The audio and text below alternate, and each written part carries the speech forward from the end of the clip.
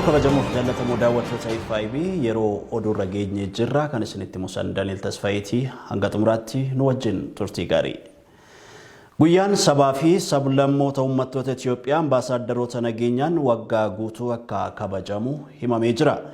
Waggaan sadaasa 29 kabajamaa kan ture guyyaan sabootaa fi sablammoota nagaa fi tokkummaa kan labsan ambaasaadarroonni nageenyaan waggaa guutuu akka kabajamu himameera. Shubbisa qofaan kabajamaa kan ture guyyaan kun karaa nagaa fi tokkummaa fiduun kabajamu akka qabus eerameera. Investimentiin Afrikaa Bahaa mana maree federeeshinii waliin ta'uun ayyaanicha ilaalchisee ibsa kennee jira. Qindeessaa investimentii Afrikaa Bahaa kan ta'an obbo Biiniyaam Fiqaaduu akka himanitti waggaa kana keessa kan kabajamu guyyaan saboota sablammootaaf uummattoota Itiyoophiyaa 15ffaa irratti waldorgommiin bareedinaa ni geggeeffama jedhaniiru. Naannolee hundumaa fi bulchiinsota magaalaa lama keessaa babbareeddonni sadii waldorgomuun kan mo'atan naannoo isaaniif ambaasaaddara nageenyaa ni ta'u jedhaniiru. FBCtu gabaase. Dhaabbanni fayyaa addunyaa meeshaalee wal'aansa fayyaaf oolan naannoo Tigraayiif deeggarsa kenne. Dhaabbanni fayyaa addunyaa meeshaalee wal'aansa fayyaaf oolan kan yeroo hatattamaa naannoo Tigraayiif deeggarsa kennuun himamee jira. Meeshaaleen yaalaa kunneen qorichoota adda addaa COVID-19 ittisuuf kan oolan ta'uunis ibsameera. Meeshaaleen yaalaa kunneenis guyyaa har'aa magaalaa Finfinnee ga'eeraa jedha odeeffannoon dhaabbata fayyaa addunyaa.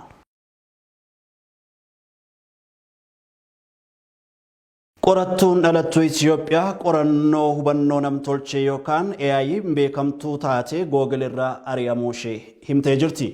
Hooggantoota garee hubannoo namtolchee Artificial Intelligence keessaa tokko kan taatee fi loogummaa sanyii qaba jechuun sooftiweeriin fuula adda baasu akka hojiirra oolle gaafatte Timnet Gabruu sababa iimeelii hojjetootaaf ergiteen ari'amuu beeksiftee jirti.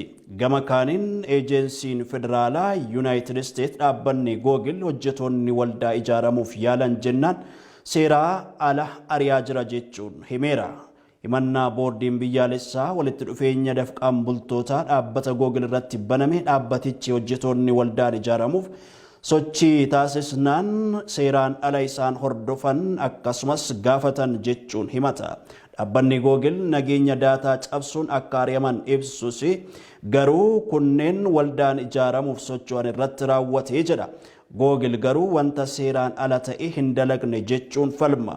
Oduun himannaa eejensii NLRB gaafa miseensi garee hooggantootaa hubannoo namtolchee qoratan keessaa tokko taate Googleedhaan ari'amuu himte dhaga'ame.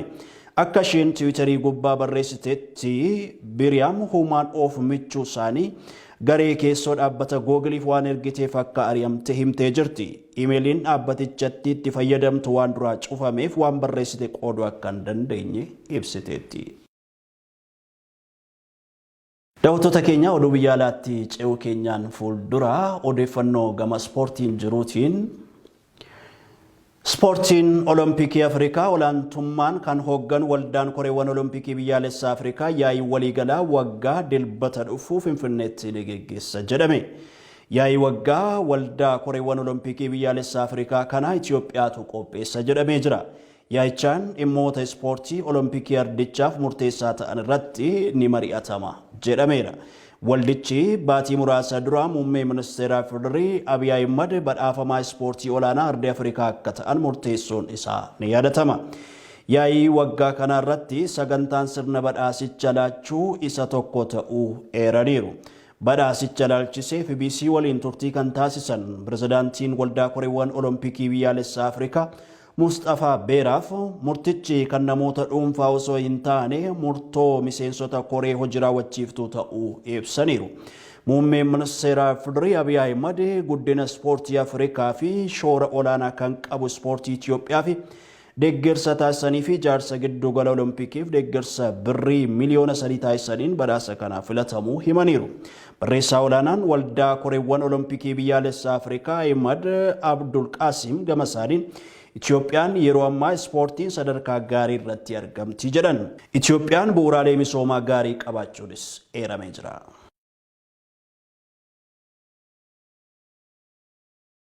Atileet Xurunesh Dibaabaa atileetota dubaraa waggoota 75 darbanii as addunyaa irratti mul'atan keessaa atileetii ga'umsa olaanaa qabdu jechuun filatamte. Barruun United Kingdom dhimma atileetiksii irratti xiyyeeffachuun gabaasu hundeeffama isaa waggaa 75ffaa sababeeffachuun filannoo atileetota gosa garaagaraan geggeesseera. Filannoo atileetii dhiiraa hundarraa cimaa ta'e erga barruun kun hundaa'ee addunyaa irratti mul'atan keessaa atileetiin fageenya gabaabaa lammii Jamaayikaa Usain Bolt filatamee jira. Gama dubartootaan immoo atileet Xurunesh Dibaabaa atileetii hundarra cimtuu erga barruun kun hundaa'ee addunyaa irratti mul'atan keessaa adda duree taateetti. Akka barruun kun jedhutti atileetiin hundarra cimaa injifannoowwan meedaaliyaa warqee argate riikardiiwwan addunyaa cabsee fi wanta hin dagatamne raawwateen adda badhaafame. Barruun kun hundeeffama isaa waggaa 75f sababeeffachuun erga bara 1945 atileetota addunyaaf simboo ta'an keessaa adda duree dubbistootni isaanii akka filatan godheera. Gama dhiirotaan kan injifate Bolt yoo ta'u sagalee dubbistootaa isaan lammaffaa kan ba'e atileet Haayilee Gabrasillaaseeti. Odeeffannoo keenya biyya alaatiin Ijipti qeeqniitti heddummannaan quuqamtoota siyaasaa hiiktee jirti. Aangoo pirezidaantii Abdul Fattah al-Siisii jalatti rogeeyyoonni hedduun hidhaaf saaxilamaniiru. Haa ta'u malee Ijiptiin irra deddeebiin sarbama mirgoota namoomaa itti himatamtu kana haaltee jirti. Namoomsaa Dibaasuu gabaasa BBC isinitti hima. Miseensonni garee mirga namoomaa guddaa Ijipti sadii kan baatii darbe keessa Kaayiroo keessatti to'annaa jala oolfaman qeequmsa idil addunyaa dabalaa dhufuu isaatiin wal qabatee gadhiifamanii namni dhaabbata mirgoota dhuunfaa Ijipti Egyptian Initiative for Personal Rights jedhamuuf hojjetus garee shororkeessaa waliin hidhata qabaachuu fi oduu sobaa tamsaasuun himatamee ture. Dhaabbanni mirgoota namoomaa mootummoota gamtoomanii garuu hidhaa kanaan doorsisadha jedhee jira. Namoonni beekamoon kan akka Imaan Thoomsan, Isifan Free fi Skartel Johnson fa'is hidhaa kana balaaleffachuuf namoota siyaasaa waliin dhaabbataniiru. Aangoo pirezidaantii Abdul Fattah al-Siisii jalatti rogeeyyoonni hedduun hidhaaf saaxilamaniiru. Haa ta'u malee Ijipti irra deddeebiin sababa mirgoota namoomaa ittiin himatamtu kana haaltee jirti. Dhaabbanni mirgoota namoomaa dhuunfaa Ijipti yookaan EIPR garee walabaa dhimmoota siyaasaa, sivilii, dinagdee fi hawaasaa hedduu haguuggata. Garichis ibsa baatii darbe baase keessatti humnootiin tikaa miseensa hooggansaa sadii Gaasar Abdurrazaaq sadaasa 19tti mana isaa kibba Kaayirootii argamuu fudhachuun lafa hin beekamnetti geessu himee jira. Akkasumas guyyaa tokkoon dura immoo daayireektara haqaa akka Kaarimaa Innaaraa magaalaa Dahabee jedhamutti qabamuu himeera. Hoogganaan waajjira dhaabbatichaa Muhammad Bashir immoo akkasumas Kaayirootti qabamuu ibse.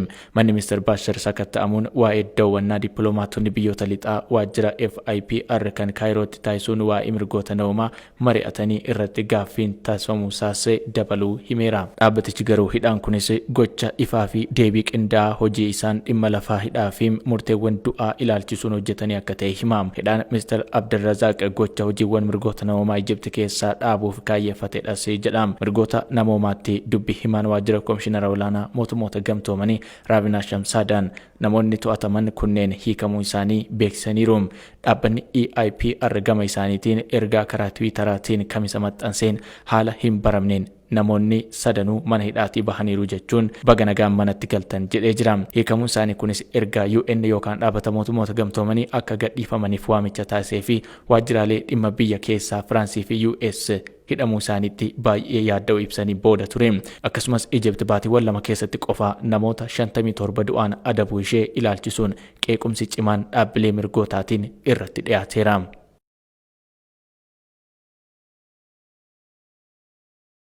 Pirezidaantonni Ameerikaa duraanii Obaamaa, Bush fi Clinton wayita talaallii COVID-19 fudhatan viidiyoon waraabamee kallattiidhaan karaa TV akka darbu heeyyamanii jiru. Magarsaa Waaqumaa. Pirezidaantonni United States duraanii sadii Obaamaa, Bush fi Clinton wayita talaallii fudhatan viidiyoon waraabamuuf. Pirezidaantonni duraanii United States Barack Obama, George W. Bush fi Bill Clinton wayita talaallii COVID-19 fudhatan hawaasni akka daawwatuuf karaa foddaa TV'n akka darbuuf fedhii qabaachuu ibsan. Qondaaltonni kunneen lama dimokiraatota irraa fi tokko riippaabilikaanota irraa talaalliin kun akkuma mirkanaa'ee fudhatamuu eegaleen marfee yookaan lilmoo waraannachuun akka hawaasatti agarsiisan waadaa galan. Kunis hawaasni bu'a qabeessummaa fi nageenyummaa talaallichaa irratti ofitti amanamummaa akka horatuuf yaadameeti.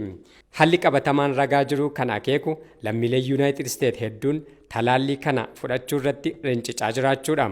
Wayita talaalliiwwan Pfizer fi Moderna jedhaman onkoloolessa darbe keessa yaaliif dhiyaatan qorannoon geggeeffamee ture akka mul'isutti yoo ta'e lammiilee Ameerikaa 10 keessaa 6tu talaallicha fudhachuuf fedhii agarsiisa. Fulbaana keessa garuu 50% kan ta'an fudhachuuf fedhii hin qaban ture. Yuunaayitid Isteet keessatti hanga ammaa talaalliin mirkanaa'e hin jiru. Garuu mootummaan talaalliiwwan Pfizer fi Moderna jedhaman torbeewwan itti aanan keessa yaaliif dhiyeessuuf jedhama. Talaallichi namoota daraan hin miidhamnee fi yaaddoo keessa hin jirreef kennamuu eegallaan anatu dura fudhata waadaan galaa jedhan Barack Obamaan. Wayitan talaallii fudhu akka waraabamu yookiin karaa foddaa TV'n akka darbuun fedha. Yeroo kana namoonni akkan saayinsiitti amanu hubatu. Kadhaniin amanne talaallii fudhachuu osoo hin taane COVID-19 qabamuudhaa jedhan Barack Obamaan. Pirezidaantonni duraanii kunneen ofii isaanii akkuma talaalliin hojiirra ooleen fudhachuu akka eegalanii fi hawaasnis karaama kana hordofuu akka qabu dhaamaniiru. Haakeroonni meeshaa talaallii vaayirasii koronaa qorrisiisuuf gargaaru irratti xiyyeeffachuun himamee jira. Mulasaffaa. Walitti hidhamsi yookaan cancalli oomisha talaallii vaayirasii koronaa idil addunyaa namoota intarneetaan cabsanii seenuun ragaa fudhataniin irratti xiyyeeffatamuu dhaabbatni IBM hime. Kaampaanichi akka jedhutti haalli walitti hidhamsi raabsaa cancalaa qorrisiiftuu talaallichaa haala qilleensa barbaachisu keessa kaa'uudhaaf gargaaru irratti duulli banamuu bira gaheeraa jedhama. Eenyummaan haakeroota kanneenii hin baramne garuu haalli isaan ittiin cabsanii galuuf yaadan biyya kamirraa akka ta'e ni agarsiisa jedha kaampaanichi. Akeekkachiisa mootummootaa akka United Kingdom kanneen talaalicha irratti qorannoo gaggeessaa turan akka hordofaa jirus ibseera. Ergaan karaa iimeelii dogoggorsu gara biyyoota 6tti ergameeras jedha. Ergaawwan kunneenis dhaabbilee meeshaalee qabbaneessitu talaallichaa qopheessanitti kan ergame yoo ta'u dhaabbanni gaaf jedhamu miiltoo dhaabbilee kanneenii kan ta'es keessatti argama. Miiltawwan dhaabbata gaafii dhaabbata fayyaa addunyaa UNICEF baankii addunyaa fi Bill and Melinda Foundation kanneen jedhamanii addunyaa irratti bakkeewwan hiyyeeyyitti talaallicha raabsuuf kanneen hojjetanidha. Yeroo tokko tokko cancala qorrisiiftuu barbaada. IBM akka jedhutti garee nageenyaa odeeffannoon kan beekamu yoo ta'u gareen kun weerara koronaa vaayirasii irraa eegaluun haleellaa saayibarii mudachuu danda'u kanneen hordofaa turanidha. Haleellaan saayibarii ammaa kun biyya tokkoon akka qindeeffame kan agarsiisudha jedha kaampaanichi. Haakeerotni kunneen qabeenyaa fi yeroo isaanii balleessanii akkasumaan waan akkasii hin hojjetan jedhee waan itti yaadame hojjetamedha jedha. Eejensiin nageenyaa saayibarii fi bu'uuraalee misooma Ameerikaa dhaabbilee talaallii COVID oomishanii fi geejibsiisan haleellaa gama intarneetiin isaan mudachuu danda'u dhaabbatni IBM gabaasa irratti akka of eeggannoo gochuu qaban dhaameeraa fi waxibajji keessa United Kingdom tikni Raashiyaa qorannoo talaallii koronaa keenya irratti xiyyeeffataniiru jechuun akeekkachiisee ture. United States dabalataan haakeroota Chaayinaa irraa akka of eeggataniif kan akeekkachiise yoo ta'u dhiyeenyammoo Microsoft haakeroota Kooriyaa Kaabaa fi Raashiyaa qorannoo talaallii COVID irratti yaalii godhan argadheera jedhee ture. Gabaasni kan BBC'ti. Daawwattoota keenya oduu keenya yeroo kanaatiif qindeeffannee xumurree jiran waliin turuu keessaniif ulfaadhaa isiniin jecha qophiiwwan hafan akkasumas immoo odeeffannoowwan keenya hordofuu kan barbaaddan feesbuukii keenya laayik gochuun yuutuubii keenya immoo sabiskiraayib gochuun argachuu akka dandeessan gamanumaan isin yaadachiifna. Daniel Tasfaayin ture. Yeroo gaarii.